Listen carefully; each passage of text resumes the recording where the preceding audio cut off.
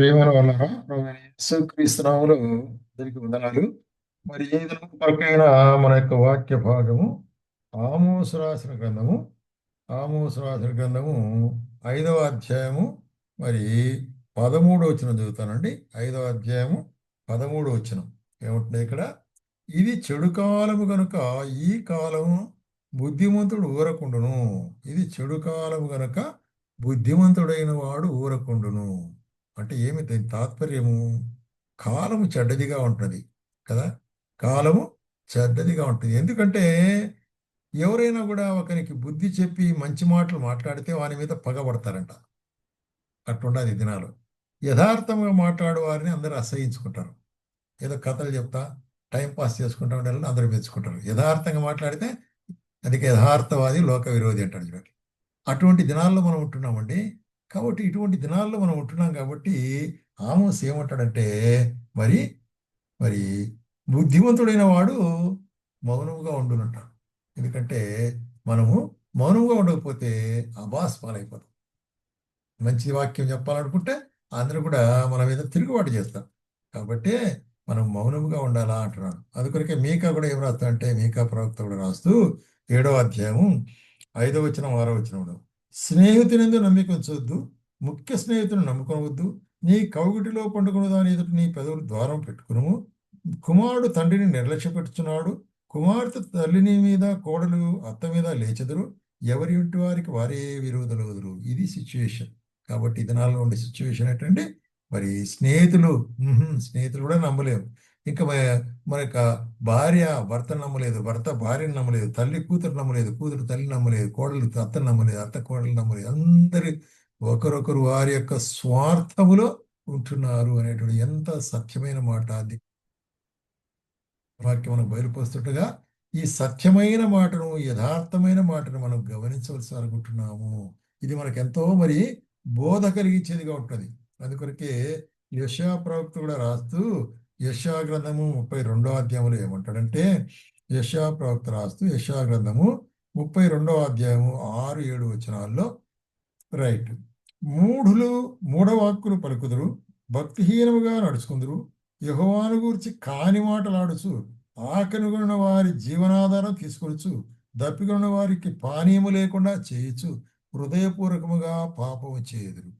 కాబట్టి తెలియకుండా కాదు, హృదయపూర్వకముగా అన్యాయము, అక్రమము, పాపం చేస్తారు, దోచుకుంటారు, దుర్మార్గత చూపిస్తారు. అటువంటి దినాలు ఇవి. కాబట్టి ఈ దినాల గురించి హెచ్చరించబడే కార్యం ఏంటంటే, ఇది చెడు కాలము అనేటి కార్యం. కాబట్టి మోసకారి సాధనలు చెడ్డవి, నిరుపేదలకు న్యాయవాదన చేసినను కళ్ళ మాటలతో దీనులు నాశనం చేటుకు వారు దురాలోచన చేదురు. కాబట్టి నిరుపేదలకు న్యాయం కూడా దొరకదు. న్యాయం కూడా దొరకనేటువంటి ఒక స్థితిగా ఉంటున్నది అనేటువంటి కార్యం చూస్తున్నాం. ఎందుకంటే ఈ న్యాయాన్ని గురించి ఏం చెప్తున్నాడు? 59 యెషయా గ్రంథంలో 59వ అధ్యాయంలో మనం చూస్తే చూడండి, ఆ 59వ అధ్యాయం 14వ వచనం, న్యాయము ఆటంకము కలుగు న్యాయమునకు ఆటంకం కలుగుతున్నది, నీతి దూరమున నిలుచున్నది, సత్యము సంత వీధుల్లో పడి ఉన్నది, ధర్మము లోపల ప్రవేశింపలేదు, సత్యము లేకపోయాను. ఎంత దయనీయమైన స్థితిలో మనం ఉంటున్నాం ఈ దినాల్లో. సత్యము లేదు, న్యాయం చూస్తే అసలు లేదు, నీతి చూసి ఎంతో దూరంగా ఉంటున్నది. అందరూ కూడా స్వార్థప్రియులు, స్వలాభైపేక్ష కలిగిన వారు, దుర్లాభైపేక్ష కలిగిన వారు, దురాలోచన కలిగిన వారు, దుష్ట కీళ్ళు చేసేవాళ్ళు, చుట్టూ మరి దుర్మార్గమైన కీళ్ళు, వక్ర జనాంగం అంటాడు వస్తున్న పౌలు రాస్తూ. మనం ఈ దినాల్లో ఎట్లా నివసిస్తున్నాము? వక్ర జనాంగం మధ్యలో. అంటే వారు నీతిగా సరైన మార్గం నడవరు. వారి మార్గంలోని ఎట్లా ఉంటాయంట? క్రికెట్ వేస్, వక్రంగా ఉంటాయి. అయితే అయితే కీర్తనకర్త మనకు ఒక కార్యాన్ని బయలుపరుస్తున్నాడు.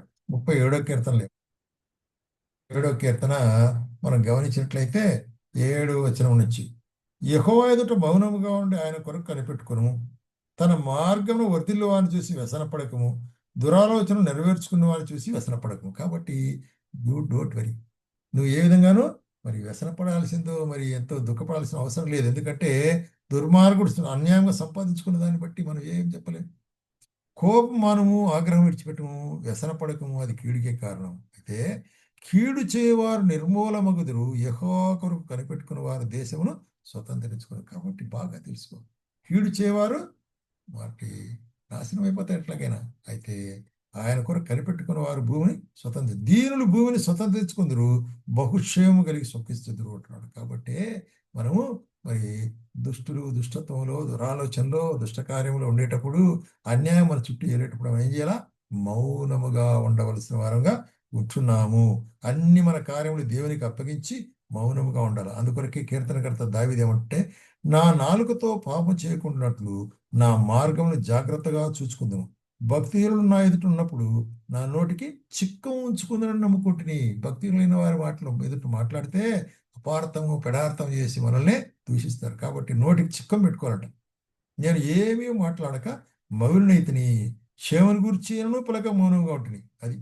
కాబట్టి మరి ఇటువంటి కాలంలో మనం నివసిస్తున్నాం కాబట్టి, ఇటువంటి దినాల్లో మనం నివసిస్తున్నాం కాబట్టి ఎట్లా ఉండాలా? బుద్ధివంతుడైన వాడు ఎట్లా ఉండాలట? మౌనముగా ఉండేవాడుగా ఉంటున్నాడు. ఎందుకంటే మౌనముగా ఉండుట మరి బుద్ధివంతునికి అనుకూలము, మేలు అంటున్నాడు. ఎందుకంటే ఇది అన్యాయపు కాలము. కాబట్టి ప్రియమైన సోదర సహోదరి, నీ జీవితంలో మన చుట్టూ జరిగే విషయాల గురించి చింతాల్సిన పనిలే, విచారించాల్సిన పనిలే. కొన్నిసార్లు మనకు ఎమోషనల్గా కోపం వస్తుంది. ఏంట్రా ఇంత దుర్మార్గంగా ప్రవర్తిస్తుంది. అయితే దేవుడు అందరినీ సహించేవాడు ఉంటున్నాడు. అయితే తన సమయంలో అందరికీ వారి వారి యొక్క ప్రతీకారం అనుగ్రహించేవాడు. నీవు మాత్రము, నేను మాత్రం, మనం మాత్రము నమ్మకంగా ఉందాం. నమ్మకంగా ఉంటే నమ్మకమైన వారిని ఆశీర్వదిస్తాడు ఆయన. మరి సమృద్ధిని అనుగ్రహించి భద్రపరుస్తాడు. ఆ విధంగా నమ్మకంగా ఉండటకు ప్రభువుకు మనకు సహాయం చేయనుగా.